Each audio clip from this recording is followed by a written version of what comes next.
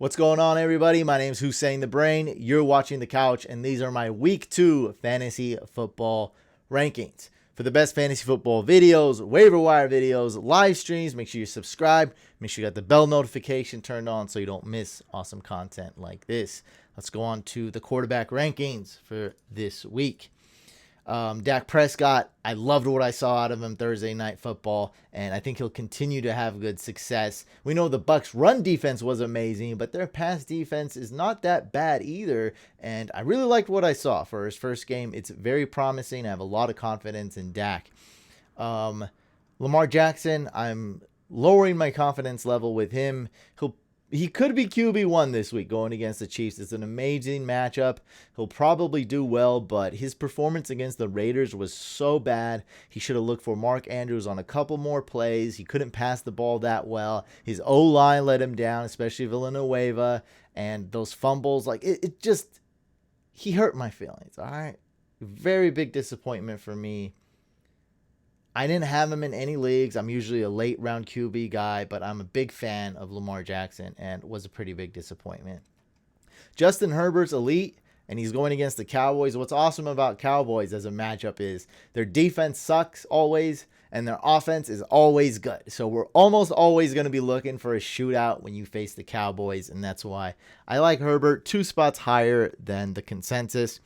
Tom Brady's not in my top 3 because of the game script. The Buccaneers should have a 3-touchdown lead and then just run the ball a lot with Ronald Jones. And it's just pretty much the same thing with Aaron Rodgers. Aaron Rodgers is going to do just fine. They're going to bounce back. The Packers will bounce back week 2. But these 2 games here, so the Bucs-Falcons game and also the Packers-Lions game, are slated to be the 2 biggest blowouts, the 2 most lopsided matches of week 2, and that's why the game script doesn't bode well. Both quarterbacks should absolutely ball out in the first half and then just run the ball. That's how it should be looking. Bucs are going against the Falcons, and Packers are going against the Lions. Those are both home games too. Oh boy, that's gonna be rough. Before we go on to the running backs, just want to give a quick shout out to our sponsor, Monkey Knife Fight, and I'll also go over my picks on the website. So Monkey Knife Fight is a DFS, daily fantasy sports website, but they have player props. It's stupid simple to enter. It's very easy to win, and they don't have a lot of contests where you're going to win $1 million or anything like that. Those are nearly impossible to win. You don't have to go against any sharks or any really good fantasy professional players or anything like that. Matter of fact, you're not going against any players. You're just doing props. Is this player going to do well? Is that player going to do bad? That's essentially it. So you head on over to the website or the app, go to new game, and I'm going to give you my top 2 picks this week. Did I even click that? I gotta click it. All right, there we go. I clicked it this time. All right, so we got the Thursday night game, which is very intriguing, but I absolutely love these 2 right here. So this one is the Panthers Saints game, and make sure you're on more or less. We want to do the first more or less where you got to pick both correct to win 3x your buy-in. So we're going to go with Sam Darnold getting less than 245 pass yards, Jameis Winston getting well over 235.5 pass yards. And these are my projections for these 2. I'm thinking that Sam Darnold is going to throw 230 yards, and Jameis Winston is going to throw for 247 yards. So less on Sam Darnold, more on Jameis Winston. And by the way, just follow the link below in the description. Head on over to Monkey Knife Fight. Use my link. If you use my link, you'll get $5 free play on Monkey Knife Fight. You get a $5 free game if you use my link. And if you use my code, COUCH, promo code COUCH, you're going to get a 100% deposit match up to $100. So you put in $100, boom, you get $100 free play. Remember, guys, it's stupid simple, and it helps support the couch. One more pick, though. Actually, my favorite pick. My absolute favorite pick on Monkey Knife Fight. We're going to go a little bit later. We're going to the Titans-Seahawks game. We're not doing more or less. We're going to the touchdown dance. You pick the 3 players to get the most touchdowns, and then you dance. Absolutely love this contest. This is the one I'm going to enter myself. So we picked 3 players most likely to get touchdowns this week. So I'm going with Derrick Henry. I always go with the workhorse running backs. We're going Chris Carson, a little bit underrated, but no competition really behind him. Rashad Penny's hurt. And for the third option, you could really go with anybody. DK, Lockett, AJ Brown, Julio. They're all fine.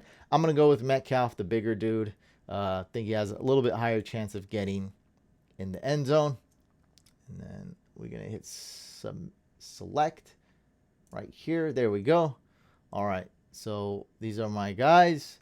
Derrick Henry, Chris Carson, Metcalf. I don't like to get too greedy, so I always pick the lowest goal. So all we need is 2 touchdowns out of these 3.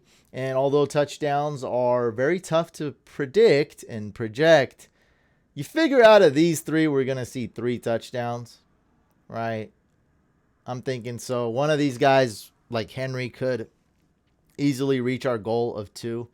We're going to go with this. I think it's, I'll go $10. I'll do, I'll do a fairly conservative entry. We hit last week with my $10. So yeah, I'm going to put in 10 and then hopefully win 20. And yeah, I'm going to submit that. Let's go. And that's the parameters right here. Let's do it. All right. We have submitted it. It's in. All right, guys, back to the rankings. Let's go with, oh, by the way, yes, again, follow the link below in the description. Use promo code COUCH. Really helps support the channel. Monkey Knife Fight. Thank you. I'm sporting the t-shirt too. Enough of that. Enough of that. We're going with the running back rankings here.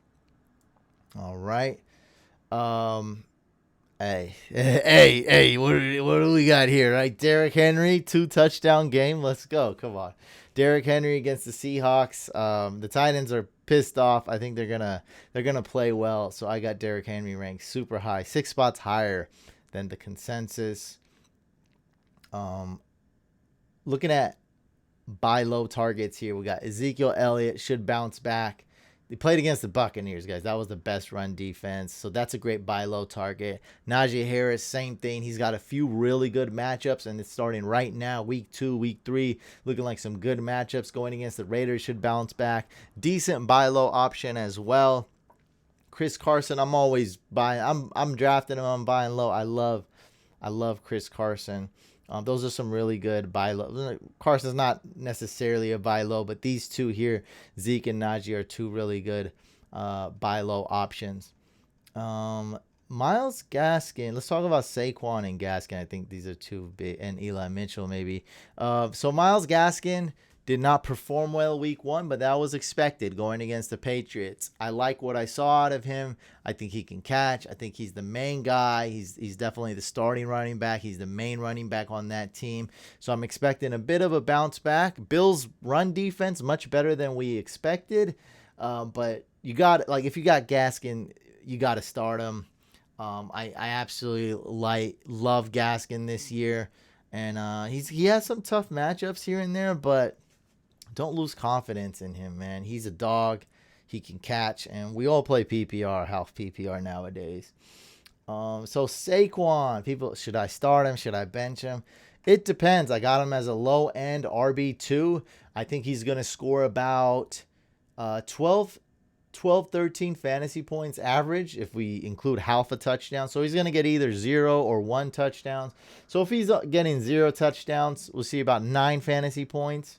If he's get 9, maybe 13 fantasy points, 9 to 13 without a touchdown. With a touchdown, we're seeing about 13 to 19 fantasy points. So I'm thinking right around there. It's a tough matchup. It's a low scoring game. He's still going to be limited.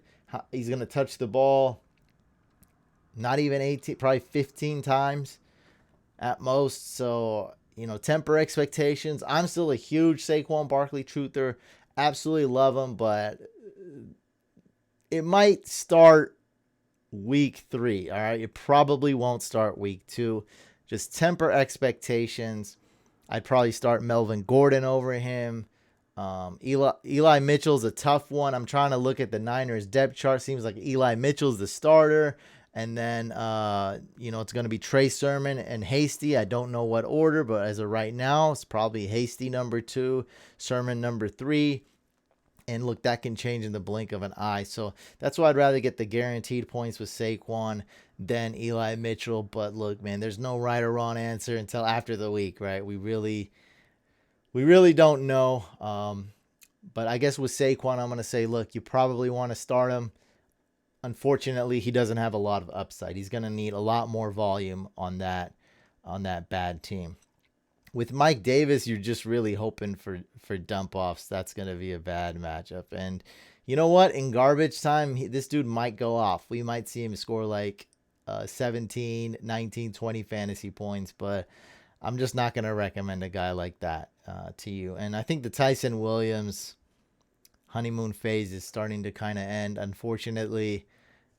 He's the best running back there. He's the starting running back, but I'm believing that Harbaugh does want to utilize all the running backs, and I think we will see Latavius, and we might even see a little bit of Devontae Freeman. As of right now, Le'Veon Bell seems to be the number 4 running back, as Devontae Freeman got promoted, and as I'm recording this, Le'Veon Bell, I believe, is still on the practice squad. Yeah, from the jet ski to football, I don't know if Le'Veon Bell is going to really be relevant this year. I don't really think Devontae Freeman's going to be relevant either. I'm just saying to temper expectations with Tyson Williams. Man, maybe he might go off. This is a good game script, but it's just going to be so messy. We got Lamar Jackson running the ball. We got Tyson Williams running the ball. And we see that the coach really wanted to use Latavius Murray, even though he wasn't even ready. He didn't seem to really know the offense or anything. Didn't see any exotic plays with him, just normal running plays. It's just unfortunate because I really wanted this guy to ball out, and I really want to start him every week. But it's going to seem like each week we're going to have to ask, okay, do I start Tyson Williams? Do I bench him? And I started him in pretty much every league last week, the week 1, but week 2, I don't know, man. I don't know if we'll start him. DeAndre Swift, though, right? Led the league in targets for running backs. That's pretty nasty. More targets than Christian McCaffrey. That's something to note for sure. For wide receivers, who do we talk about? Allen Robinson, huge bounce back game for sure. Now that Gallup is out, we know that Amari Cooper and CeeDee Lamb's going to be used a lot. Where do I have Amari Cooper? Oh, he's up here. Let's put him right here. And then let's put A.J. Brown here. Let's go. I mean, Deebo Samuel's really becoming a must start. Number 1 wide receiver for the Niners. That's a must start for me. And the Niners have no pass defense. They have no cornerbacks now that Jason Verrett is out. Huge loss. Huge loss for the Niners. That's a huge blow to the whole team. That's, it's even affecting Deebo Samuel and George Kittle's rankings, because these guys are going to probably get more targets because the Niners are just not going to be able to dominate on defense as much. I still love the front 7, or should I say front 6. But after that, man, the pass defense is going to be a mess, especially the corners. It's going to be a mess. So a little bit more high-scoring games for sure. And we saw that with the Lions. The Lions put up a lot of points. They actually had a chance of coming back that last game against the Niners. For tight ends, oh man, I love these 3. And this one's just, look, Darren Waller. There's a really good chance that Darren Waller is going to finish as tight end 1 in fantasy. You guys know I drafted him in every league, but hey, I'm thinking it's going to change a little bit. George Kittle is going to probably be the most volatile, most up and down roller coaster tight end this year. The Niners run the ball, the Niners defense plays well, and then George Kittle just goes off some weeks. And I'm thinking is this week, man, I'm thinking they're going to need to throw the ball, and it's going to be a good amount of Debo. It's going to be the running backs, and it's definitely going to be George Kittle in the pass game. So maybe this week the Steelers focus on triple cover and double cover and Darren Waller. I think the Steelers defense is better, is smarter than the Ravens D. Ravens D was trash week 1. I think Derek Carr leads the league in passing yards. So maybe they focus on stopping Waller. And I'm thinking it's kind of tough because Waller is like basically one of the best receivers in the league, right? So it's harder to stop George Kittle because George Kittle is one of the best blockers in the league. And so you can't really just be like, all right, guys, let's just focus this week on triple teaming George Kittle. And that dude doesn't even run any routes. It's a waste of time. Waller's going to be a receiver. He's running routes. He's going to get targets. So easier said than done to stop George Kittle, or game plan to stop George Kittle. So, hey, that's all I'm doing. All I'm doing here is kind of just being like, look, I feel like he's due for a big game. And that's why. Because if I'm doing season-long rankings, I think I might have Waller as the number 1 tight end. So this is no hate on Waller. I have George Kittle in 1 league. I have Darren Waller like in a third. I have Darren Waller like in 5 leagues. So I'd love for him to go off. Trust me. But I'm thinking, hey, George Kittle takes this one here. Kyle Pitts, look, this is impossible to rank. He's got a lot of targets. Very encouraging to see that they were really not force feeding, used more for running backs, but they were really going to him. He was a big part of the game plan. They were using him, but it wasn't working. He wasn't getting much. I mean, nothing worked for the Falcons, let's be quite frank. He wasn't wide open on any plays, and I mean, it was horrible. But the targets are very encouraging. His draft capital is very encouraging, so we know he's going to be used as a receiver. Hopefully he actually catches some of those targets this game. And you know what? Just like every game, especially this one, the Falcons are going to throw the ball, and they're going to be throwing the ball in the last play of the game. Like that's how this game script's going to go. They're going to be behind 2 or 3 touchdowns.